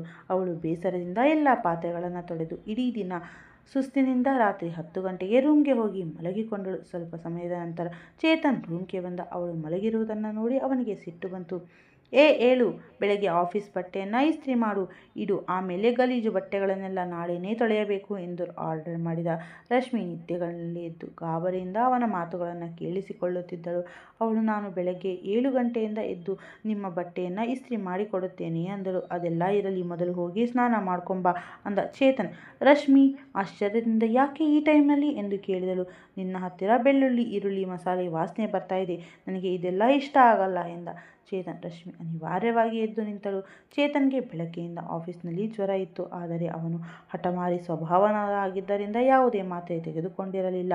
ಈಗ ಜ್ವರದ ತಾಪಕ್ಕೆ ಅವನು ಬೆವರುತ್ತಾ ಹಾಸಿಗೆಯ ಮೇಲೆ ಮಲಗಿದ್ದ. ರಶ್ಮಿ ಬಾತ್ರೂಮ್ಗೆ ಹೋಗುವ ಮುನ್ನ ಅವನನ್ನು ತಿರುಗಿ ನೋಡಿ, ಚೇತನ್ ನಿಮಗೆ ಹುಷಾರಿಲ್ಲ ಅನಿಸುತ್ತೆ ಎಂದು ಹತ್ತಿರ ಬಂದು ಕರಗುತ್ತಿದ್ದ ಅವನ ಹಣೆಯ ಮೇಲೆ ಕೈ ಇಟ್ಟಳು. ಚೇತನ್ ತಕ್ಷಣದಿಂದ ಕೋಪದಿಂದ ಅವಳ ಕೈಯನ್ನು ದೂರ ತಳ್ಳಿದ. ನನ್ನ ಮುಟ್ಟೋಕೆ ನಿನಗೆ ಎಷ್ಟು ಧೈರ್ಯ ಎಂದು ಚೇತನ್ ಕಿರುಚಿದ. ರಶ್ಮಿ ಹೆದರುತ್ತಾ, ನಿನಗೆ ತುಂಬ ಜ್ವರ ಇದೆ, ಅದಕ್ಕೆ ಚೆಕ್ ಮಾಡಿದೆ ಅಷ್ಟೇ, ತಗೊಳ್ಳಿ ಈ ಮಾತ್ರೆ ಎಂದು ಸೈಡ್ ಟೇಬಲ್ ಮೇಲಿದ್ದ ಜ್ವರದ ಮಾತ್ರೆಯನ್ನು ತಂದು ಕೊಟ್ಟಳು. ಚೇತನ್ ಅದನ್ನು ದೂರ ಬಿಸಾಡಿದ. ನನಗೆ ಇದ್ಯಾವುದು ಬೇಡ, ನೀನು ಮೊದಲು ಹೋಗಿ ಸ್ನಾನ ಮಾಡ್ಕೊಂಬ ಅಂದ. ರಶ್ಮಿಗೆ ಅವನ ವರ್ತನೆ ನೋಡಿ ಸಿಟ್ಟು ಬಂತು. ಇದೇ ಕ್ಷಣದಲ್ಲಿ ಈ ಮನೆ ಬಿಟ್ಟು ಅಪ್ಪ ಅಮ್ಮನ ಹತ್ರ ಹೋಗಿ ಬಿಡೋಣ ಅನಿಸಿತ್ತು. ಆದರೆ ಅಲ್ಲಿ ಹೋದರೆ ಅವಳಿಗೆ ಅಪಮಾನವೇ ಕಾದಿದೆ ಎಂದು ಗೊತ್ತಿತ್ತು. ಕಾಲೇಜ್ನಲ್ಲಿ ನೀನು ಮಾಡಿದ ಕೆಲಸಕ್ಕೆ ನಿನಗೆ ಇದೆಲ್ಲ ಬೇಕು ಅಂತ ಅವರು ಬೈಯುತ್ತಾರೆ, ಇವನೆಂಥ ಕಲ್ಲು ಹೃದಯದ ಮನುಷ್ಯ ಎಂದುಕೊಳ್ಳುತ್ತಾ ಅವಳು ಬಾತ್ರೂಮ್ನಲ್ಲಿ ಅಳುತ್ತಾ ಸ್ನಾನ ಮಾಡಿದಳು. ಅವಳು ಸ್ನಾನ ಮುಗಿಸಿ ಒದ್ದೆ ಕೂದಲನ್ನು ಒರೆಸಿಕೊಳ್ಳುತ್ತಾ ರೂಮ್ಗೆ ಬಂದಾಗ ಚೇತನ್ ಇನ್ನೂ ಮೊಬೈಲ್ ನೋಡುತ್ತಾ ಮಲಗಿದ್ದ. ರಶ್ಮಿ ಹಾಸಿಗೆಯ ಒಂದು ಮೂಲೆಯಲ್ಲಿ ಬಂದು ಮಲಗಿಕೊಂಡಳು. ಚೇತನ್ ಮಲಗುವಾಗ ಅವಳನ್ನು ತನ್ನ ಕಡೆಗೆ ಎಳೆದುಕೊಂಡ. ರಶ್ಮಿ ಬೇಡ ಅನ್ನಲು ಪ್ರಯತ್ನಿಸಿದಳು, ಆದರೆ ಚೇತನ್ ಕಣ್ಣುಗಳಲ್ಲಿದ್ದ ಕೋಪ ನೋಡಿ ಅವಳಿಗೆ ಮಾತನಾಡಲು ಧೈರ್ಯ ಬರಲಿಲ್ಲ. ಗಂಡನಿಗೆ ಒಗ್ಗಿಕೊಳ್ಳುವುದು ಹೆಂಡತಿಯ ಜವಾಬ್ದಾರಿ ಎಂದು ಚೇತನ್ ಅವಳ ಕಿವಿಯಲ್ಲಿ ಗಡುಸಾಗಿ ಹೇಳಿ ಅವಳ ಬಾಯಿ ಮುಚ್ಚಿಸಿದ. ಆದರೆ ಮುಂದಿನ ಕ್ಷಣವೇ ಅವನು ವ್ಯಂಗ್ಯವಾಗಿ, ನಿನಗೇನು ಇದೆಲ್ಲ ಹೊಸದಾ, ನೀನು ಆ ಹಳೆಯ ಪ್ರೇಮಿ ಜೊತೆ ಇದೆಲ್ಲ ಆಗಿರುತ್ತೆ, ನಿನಗೆ ಗೊತ್ತಿರುತ್ತೆ ಬಿಡು ಎಂದು ಜ್ವರದ ತಾಪದಲ್ಲಿ ನುಡಿ ಸುಮ್ಮನಾದ. ಅವನ ಮೈ ಬಿಸಿ ರಶ್ಮಿಗೆ ತಾಗುತ್ತಿತ್ತು. ಅವಳು ಅವನ ಹಿಡಿತದಿಂದ ಬಿಡಿಸಿಕೊಳ್ಳಲು ನೋಡಿದಳು. ಪ್ಲೀಸ್ ಚೇತನ್, ಪದೇ ಪದೇ ಆ ಮಾತುಗಳನ್ನು ಆಡಬೇಡಿ, ನಿಮಗೆ ಜ್ವರ ಇದೆ, ನನ್ನನ್ನು ಬಿಡಿ ಎಂದು ರಶ್ಮಿ ಬೇಡಿಕೊಂಡಳು. ಆದರೆ ಚೇತನ್ ಆ ಜ್ವರದ ಆವೇಶದಲ್ಲಿ ಅವಳ ಹತ್ತಿರ ಬಂದು, ನನಗೆ ನೆಮ್ಮದಿ ಬೇಕು, ಅದನ್ನು ಕೊಡು, ಹೆಂಡತಿ ಕರ್ತವ್ಯ, ಮದುವೆಯಾದ ಮೇಲೆ ನಾನು ನನ್ನ ಹಕ್ಕನ್ನು ತೆಗೆದುಕೊಂಡಿಲ್ಲ, ಇವತ್ತು ನನ್ನ ಜ್ವರ ಇಳಿಸೋಕೆ ನೀನು ಸಹಕಾರಿಯಾಗಬೇಕು. ಮೊದಲ ಬಾರಿ ಪುರುಷನ ಹತ್ತಿರ ಬಂದವಳ ಥರ ಹೀಗೆ ಯಾಕೆ ನಾಟಕ ಮಾಡ್ತಿದ್ದೀಯಾ, ನಿನ್ನ ಹಳೆ ಪ್ರೇಮಿಯ ಮುಂದೆ ಖುಷಿಯಿಂದಲೇ ಹೋಗಿ ನಿಂತಿಲ್ವಾ ಎಂದು ಚೇತನ್ ಕಠಿಣವಾಗಿ ಮಾತನಾಡಿದ. ರಶ್ಮಿಯ ಕಣ್ಣೀರು ತಲೆದಿಂಬನ್ನು ನೆನೆಸುತ್ತಿತ್ತು.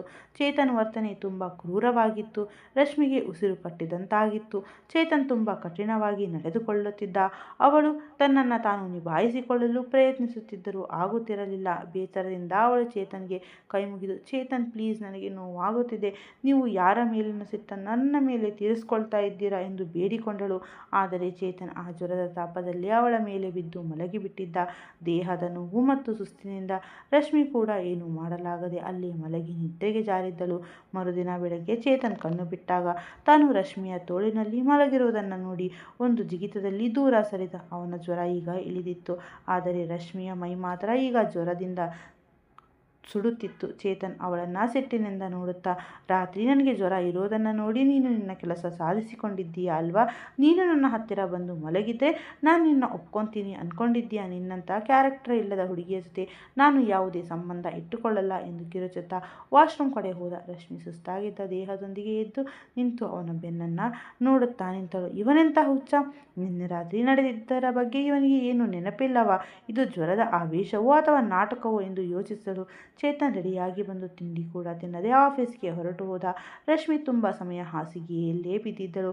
ಆದರೆ ಚೇತನ್ ಅವಳಿಗೆ ಬೇದರಿಕೆ ನೆನಪಾಗಿತ್ತು. ನಾನು ಬರೋಷ್ಟರಲ್ಲಿ ಬಟ್ಟೆ ತೊಳೆದಿರಬೇಕು. ಅವಳು ಹೇಗೋ ಕಷ್ಟಪಟ್ಟು ಎದ್ದು ಬಟ್ಟೆಗಳನ್ನೆಲ್ಲ ತೊಳೆದು ಒಣ ಹಾಕಿದಳು. ಸಂಜೆ ಚೇತನ್ ಆಫೀಸ್ನಿಂದ ಬಂದಾಗ ಹಾಲ್ನಲ್ಲಿ ಬಟ್ಟೆಗಳ ರಾಶಿ ಬಿದ್ದಿರುವುದನ್ನು ನೋಡಿ ಮತ್ತೆ ಕೋಪ ಮಾಡಿಕೊಂಡ. ರಶ್ಮಿ ಆಗ ತಾನೇ ತನ್ನ ಮೊಬೈಲ್ನಲ್ಲಿ ಯೂಟ್ಯೂಬ್ ನೋಡಿ ಒಂದು ಸಾಂಬಾರ್ ರೆಸಿಪಿ ಕಲಿತು ಅಡುಗೆ ಮಾಡಿ ಮುಗಿಸಿದ್ದಳು. ಇವತ್ತು ಚೇತನ್ಗೆ ಈ ಅಡುಗೆ ಇಷ್ಟ ಆಗಬಹುದು ಅಂದುಕೊಂಡಿದ್ದಳು. ಅಂದುಕೊಂಡಿದ್ದಳು.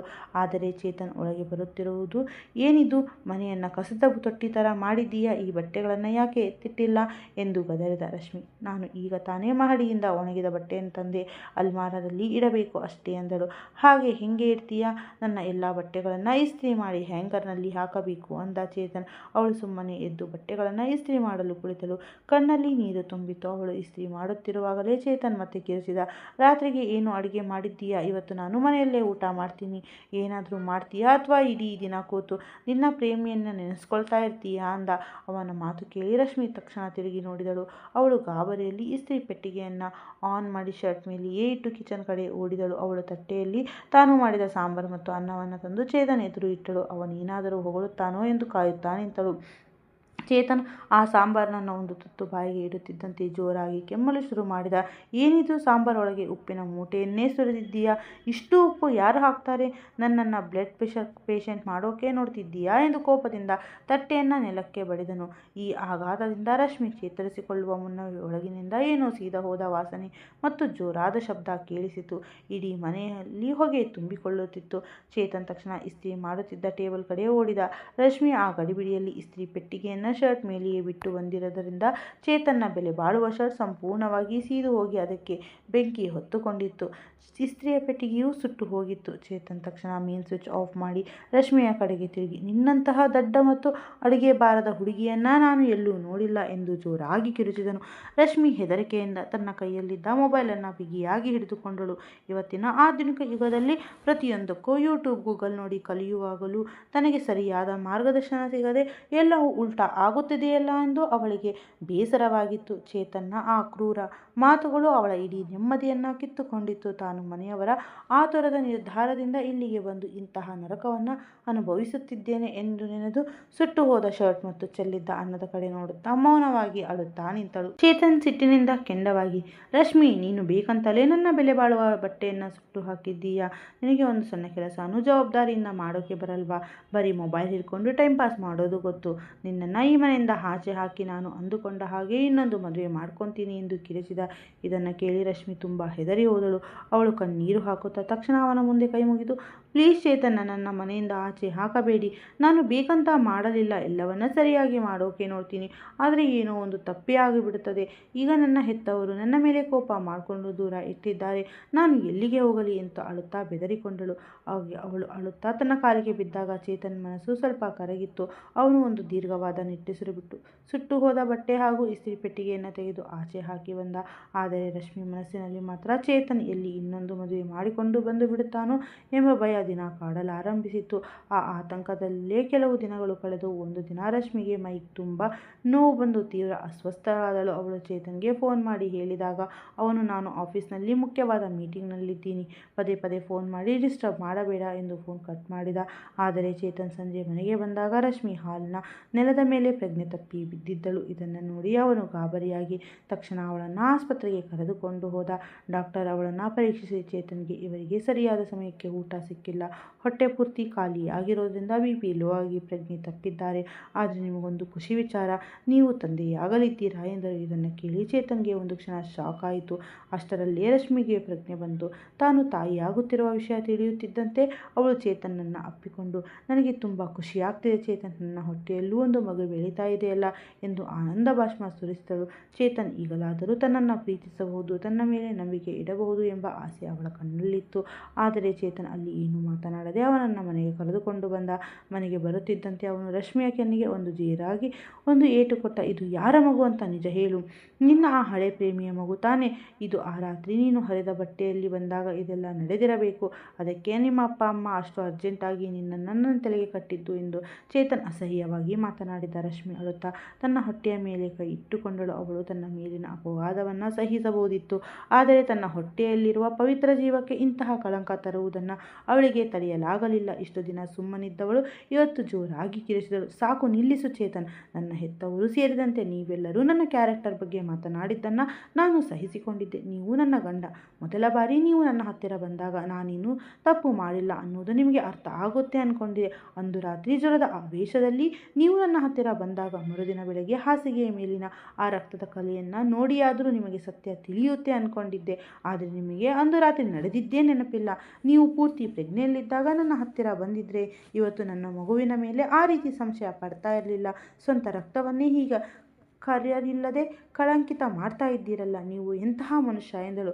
ಹೌದು, ಕಾಲೇಜ್ನಲ್ಲಿ ಮನೋಜ್ ಅಂತ ಒಬ್ಬ ಹುಡುಗನಿಂದ ಅವನ ನನ್ನ ಪ್ರೀತಿ ನಾಟಕ ಆಡಿ ನನ್ನನ್ನು ನಂಬಿಸಿದ್ದು ನಿಜ. ನಿನಗೆ ಹೆಲ್ಪ್ ಮಾಡ್ತೀನಿ, ಮದುವೆ ಆಗ್ತೀನಿ ಅಂತ ಸುಳ್ಳು ಹೇಳಿ ತನ್ನ ಫ್ಲ್ಯಾಟ್ಗೆ ಕರೆದುಕೊಂಡು ಹೋಗಿದ್ದ. ನನ್ನ ಬರ್ತಡೇ ಅಂತ ಸರ್ಪ್ರೈಸ್ ಕೊಡೋಕೆ ಹೋದಾಗ ಅಲ್ಲಿ ನನ್ನ ಮೇಲೆ ದಬ್ಬಾಳಿಕೆ ಮಾಡೋಕೆ ನೋಡ್ದ. ಆದರೆ ನಾನು ಅವನ ಮುಖಕ್ಕೆ ಉಗುಳಿ ನನ್ನ ಮರ್ಯಾದೆ ಕಾಪಾಡಿಕೊಂಡು ಓಡಿ ಬಂದೆ. ಆದರೆ ನನ್ನ ಹೆತ್ತವರು ನನ್ನ ಹರಿದ ಬಟ್ಟೆ ನೋಡಿ ನನ್ನನ್ನೇ ತಪ್ಪು ತಿಳ್ಕೊಂಡ್ರು. ನಿಮ್ಮನ್ನು ಒಳ್ಳೆಯವನು ಅಂತ ಅಂದ್ಕೊಂಡೆ. ನನ್ನ ಕ್ಯಾರೆಕ್ಟರ್ ಸರಿಯಿಲ್ಲ ಅಂತ ನಿಮ್ಮ ಮುಂದೆ ನಿಲ್ಲಿಸಿದರು. ನಾನು ಹಠ ಮಾಡಿ ತಪ್ಪಾಗಿರಬಹುದು, ಆದರೆ ನನ್ನ ಪವಿತ್ರತೆಗೆ ಯಾವುದೇ ಧಕ್ಕೆ ಬಂದಿಲ್ಲ ಎಂದು ರಶ್ಮಿ ಕಣ್ಣೀರು ಹಾಕುತ್ತಾ ಸತ್ಯ ಬಿಚ್ಚಿಟ್ಟಳು. ರಶ್ಮಿಯ ಬಾಯಿಂದ ಬಂದ ಪ್ರತಿಯೊಂದು ಮಾತನ್ನು ಕೇಳಿ ಚೇತನ್ ಕಲ್ಲಾದಂತೆ ನಿಂತು ಬಿಟ್ಟ. ಅವಳು ಅಳುತ್ತಾ, ನನಗೆ ನಿಮ್ಮ ಜೊತೆ ಬದುಕೋಕೆ ಇಷ್ಟ ಇಲ್ಲ, ನಾನು ಹೋಗ್ತಾ ಇದ್ದೀನಿ ಎಂದು ತಕ್ಷಣ ಮನೆಯಿಂದ ಹೊರಗೆ ಓಡಿದಳು. ಚೇತನ್ ತಲೆ ಹಿಡಿದುಕೊಂಡು ಸೋಫಾದ ಮೇಲೆ ಕುಳಿತ. ಅವನಿಗೆ ಆ ರಾತ್ರಿಯ ನೆನಪುಗಳು ಕಣ್ಣ ಮುಂದೆ ಬಂದವು. ಜ್ವರದ ಆವೇಶದಲ್ಲಿದ್ದಾಗ ತಾನು ರಶ್ಮಿಯ ಹತ್ತಿರ ಬಂದದ್ದು ಕೇವಲ ಕನಸು ಅಂದುಕೊಂಡಿದ್ದ ಚೇತನ್ಗೆ ಈಗ ತಾನು ಮಾಡಿದ್ದ ದೊಡ್ಡ ತಪ್ಪು ಅರಿವಿಗೆ ಬಂತು. ರಶ್ಮಿ ತನ್ನ ಹೆತ್ತವರ ಮನೆಗೆ ಹೋಗಿರಬಹುದು ಎಂದುಕೊಂಡು ಚೇತನ್ ತಕ್ಷಣ ತನ್ನ ಕಾರನ್ನು ತೆಗೆದುಕೊಂಡು ಹೊರಟನು. ಅವನು ಧಾರವಾಡ ಹತ್ತಿರದ ಒಂದು ಬ್ರಿಡ್ಜ್ ಮೇಲೆ ಹೋಗುತ್ತಿರುವಾಗ ಅಲ್ಲಿ ಜನರೆಲ್ಲ ಗುಂಪು ಕೂಡಿರುವುದನ್ನು ನೋಡಿ ಕಾರು ನಿಲ್ಲಿಸಿ ವಿಚಾರಿಸಿದಾಗ ಯಾರೋ ಒಬ್ಬಳು ಹುಡುಗಿ ನದಿಗೆ ಬಿಗಿದಿದ್ದಾಳೆ ಎಂದು ಜನರು ಹೇಳಿದರು. ಅಲ್ಲೇ ಬಿದ್ದಿದ್ದ ರಶ್ಮಿಯ ಚಪ್ಪಲಿಯನ್ನು ನೋಡಿ ಚೇತನ್ಗೆ ಇಡೀ ದೇಹವೇ ನಡುಗಿದಂತಾಗಿತ್ತು. ಒಂದು ಕ್ಷಣವೂ ತಡ ಮಾಡದೆ ಅವನು ನದಿಯ ನೀರಿಗೆ ಧುಮುಕಿದ. ನೀರಿನಲ್ಲಿ ಮುಳುಗುತ್ತಿದ್ದ ರಶ್ಮಿಯನ್ನು ಹೇಗೋ ಈಜುತ್ತಾ ಹೋಗಿ ದಡಕ್ಕೆ ಕರೆತಂದ. ಅಷ್ಟರಲ್ಲಿ ಆಂಬ್ಯುಲೆನ್ಸ್ ಬಂತು. ಇಬ್ಬರನ್ನ ಆಸ್ಪತ್ರೆಗೆ ಸೇರಿಸಲಾಗಿತ್ತು. ವಿಷಯ ತಿಳಿದ ಶೇಖರಪ್ಪ ಮತ್ತು ಶಾಂತಮ್ಮ ಕೂಡ ಆಸ್ಪತ್ರೆಗೆ ಓಡಿ ಬಂದರು. ಚೇತನ್ ಅವರಿಗೆ ನಡೆದ ಎಲ್ಲ ಸತ್ಯವನ್ನು ತಿಳಿಸಿದಾಗ ಹೆತ್ತವರು ತಮ್ಮ ಆತುರದ ನಿರ್ಧಾರದ ಬಗ್ಗೆ ತುಂಬ ಅಪರಾಧ ಪ್ರಜ್ಞೆ ಕಾಡಿತ್ತು. ರಶ್ಮಿಗೆ ಪ್ರಜ್ಞೆ ಬಂದಾಗ ಎದುರಿಗೆ ನಿಂತಿದ್ದ ಚೇತನ್ ಕಣ್ಣೀರು ಹಾಕುತ್ತಾ ಕ್ಷಮೆ ಕೇಳಿದ. ಆದರೆ ರಶ್ಮಿ ಮುಖ ತಿರುಗಿಸಿಕೊಂಡು, ನನ್ನ ಹೊಟ್ಟೆಯಲ್ಲಿದ್ದ ಮಗುವನ್ನೇ ಬೇರೆಯವರದ್ದು ಅಂತ ಮೇಲೆ ನನಗೆ ನಿಮ್ಮ ಜೊತೆ ಬಾಳೋಕೆ ಇಷ್ಟ ಇಲ್ಲ ಎಂದಳು. ಅಷ್ಟರಲ್ಲಿ ಡಾಕ್ಟರ್ ಬಂದು ನಿಮ್ಮ ಮಗು ಈಗ ಬದುಕಿಲ್ಲ ಎಂಬ ಕಹಿ ಸುದ್ದಿಯನ್ನು ಹೇಳಿದರು. ಇದನ್ನು ಕೇಳಿ ರಶ್ಮಿ ಜೋರಾಗಿ ಅಳುತ್ತಾ, ಒಳ್ಳೆಯದೇ ಆಯಿತು, ಇಂತಹ ಕಠಿಣ ಮನಸ್ಸಿನ ತಂದೆಯ ಹತ್ತಿರ ಆ ಮಗು ಹುಟ್ಟದೆ ಇರೋದೇ ನೆಮ್ಮದಿ ಎಂದಳು. ಚೇತನ್ ತನ್ನ ತಪ್ಪುಗಳನ್ನು ನೆನೆದು ತುಂಬ ಪಶ್ಚಾತ್ತಾಪಪಟ್ಟನು. ರಶ್ಮಿ ಗುಣಮುಖರಾಗಲು ಕೆಲವು ದಿನಗಳು ಬೇಕಾದವು. ಚೇತನ್ ಅವಳ ಹತ್ತಿರ ಬಂದು, ನನ್ನ ಮುಂದೆ ಪರಿಸ್ಥಿತಿಗಳು ಹಾಗೆ ಬಂದಿದ್ದರಿಂದ ನಾನು ತಪ್ಪು ತಿಳಿದುಕೊಂಡೆ ರಶ್ಮಿ. ವಯಸ್ಸಿನ ಮೌಢ್ಯದಲ್ಲಿ ಹುಡುಗಿಯರು ಇಂತಹ ತಪ್ಪು ಮಾಡುವುದು ಸಹಜ. ಆದರೆ ನಾನು ನಿನ್ನನ್ನು ನಡೆಸಿಕೊಂಡ ರೀತಿ ತಪ್ಪು, ನನ್ನನ್ನು ಕ್ಷಮಿಸಿಬಿಡು ಎಂದು ಕಣ್ಣೀರಿಟ್ಟನು. ರಶ್ಮಿಗೂ ತನ್ನ ಮೌಢ್ಯದ ಅರಿವಾಗಿತ್ತು. ಕಾಲೇಜು ದಿನಗಳಲ್ಲಿ ಹುಡುಗರು ಪ್ರೀತಿಯ ನಾಟಕವಾಡಿ ಹೇಗೆ ಜೀವನ ಹಾಳು ಮಾಡುತ್ತಾರೆ ಅನ್ನೋದಕ್ಕೆ ತಾನೇ ಒಂದು ಉದಾಹರಣೆಯಾಗಿದ್ದಳು. ಚೇತನ್ನ ನಿರಂತರ ಪಶ್ಚಾತ್ತಾಪ ಮತ್ತು ಪ್ರೀತಿಯನ್ನು ಕಂಡು ಅವಳು ಅವನನ್ನು ಕ್ಷಮಿಸಿದ್ದಳು. ಚೇತನ್ ರಶ್ಮಿಗೆ ಮತ್ತೆ ಕಾಲೇಜ್ಗೆ ಹೋಗಿ ತನ್ನ ಓದನ್ನು ಮುಂದುವರಿಸಲು ಅನುಮತಿ ನೀಡಿದ. ಆದರೆ ರಶ್ಮಿ ಹಳೆಯ ನೆನಪುಗಳಿಂದ ಆ ಕಾಲೇಜ್ಗೆ ಹೋಗಲು ಒಪ್ಪಲಿಲ್ಲ. ಹಾಗಾಗಿ ಚೇತನ್ ಅವಳನ್ನು ಬೆಂಗಳೂರಿನ ಮತ್ತೊಂದು ಒಳ್ಳೆಯ ಯೂನಿವರ್ಸಿಟಿಗೆ ಸೇರಿಸಿದ. ಇತ್ತ ರಶ್ಮಿಯ ಜೀವನ ಹಾಳು ಮಾಡಲು ನೋಡಿದ್ದ ಆ ವಿಕೃತ ಮನಸ್ಸಿನ ಮನೋಜನ್ನು ಚೇತನ್ ತನ್ನ ಆಫೀಸ್ನ ಪ್ರಭಾವದಿಂದ ಜೈಲಿಗೆ ಕಳುಹಿಸಿದ್ದ. ಯಾಕೆಂದರೆ ಅವನು ಮುಂಚೆಯೂ ಬೆಟ್ ಕಟ್ಟಿ ಎಷ್ಟೋ ಹುಡುಗಿಯರ ಜೀವನ ಹಾಳು ಮಾಡಿದ್ದ ಬದ್ಮಾಶ್ ಆಗಿದ್ದ. ಈಗ ಚೇತನ್ ಮತ್ತು ರಶ್ಮಿಯ ನಡುವೆ ನಿಜವಾದ ಪ್ರೀತಿ ಮೂಡಿತ್ತು. ಅವರಿಬ್ಬರ ಮಧ್ಯೆ ಇದ್ದ ಎಲ್ಲ ಕಟು ಸತ್ಯಗಳು ಹಾಗೂ ಹಳೆಯ ರಹಸ್ಯಗಳು ಕರಗಿ ಹೋಗಿದ್ದವು. ಚೇತನ್ ಮತ್ತೆ ಎಂದು ಅವಳ ಹಳೆಯ ದಿನಗಳ ಬಗ್ಗೆ ಪ್ರಸ್ತಾಪ ಮಾಡಲಿಲ್ಲ. ರಶ್ಮಿಗೂ ಚೇತನ್ನ ಪ್ರೀತಿ ಮತ್ತು ಕಾಳಜಿ ಕಂಡು ಅವನ ಮೇಲೆ ಗೌರವ ಇನ್ನೂ ಹೆಚ್ಚಾಗಿತ್ತು. ಇಂದಿನ ಈ ಡಿಜಿಟಲ್ ಜಗತ್ತಿನ ಮೊಬೈಲ್ನ ಅಗತ್ಯ ಬಳಕೆಯಷ್ಟೇ ಮುಖ್ಯ. ಪ್ರೀತಿಯ ಹೆಸರಿನಲ್ಲಿ ನಂಬಿಕೆ ದ್ರೋಹ ಮಾಡುವವರ ಬಗ್ಗೆ ಎಚ್ಚರಿಕೆಯಿಂದ ಇರಬೇಕು ಎಂಬ ಪಾಠ ರಶ್ಮಿಗೆ ಸಿಕ್ಕಿತ್ತು. ಇಬ್ಬರು ತಮ್ಮ ಹಳೆಯ ಕಹಿ ನೆನಪುಗಳನ್ನು ಮರೆತು ಪರಸ್ಪರ ಪ್ರೀತಿಸುತ್ತಾ ಬೆಂಗಳೂರಿನ ಆ ಫ್ಲ್ಯಾಟ್ನಲ್ಲಿ ಒಂದು ಹೊಸ ಸುಂದರ ಜೀವನವನ್ನು ಆರಂಭಿಸಿದರು. ಧನ್ಯವಾದಗಳು ವೀಕ್ಷಕರೇ. ಕಥೆ ಬಗ್ಗೆ ನಿಮ್ಮ ಅನಿಸಿಕೆಯನ್ನು ದಯವಿಟ್ಟು ತಿಳಿಸಿ. ಜೊತೆಗೆ ಮರೆಯದೆ ಚಾನಲನ್ನು ಸಬ್ಸ್ಕ್ರೈಬ್ ಮಾಡಿಕೊಳ್ಳಿ. ಧನ್ಯವಾದಗಳು.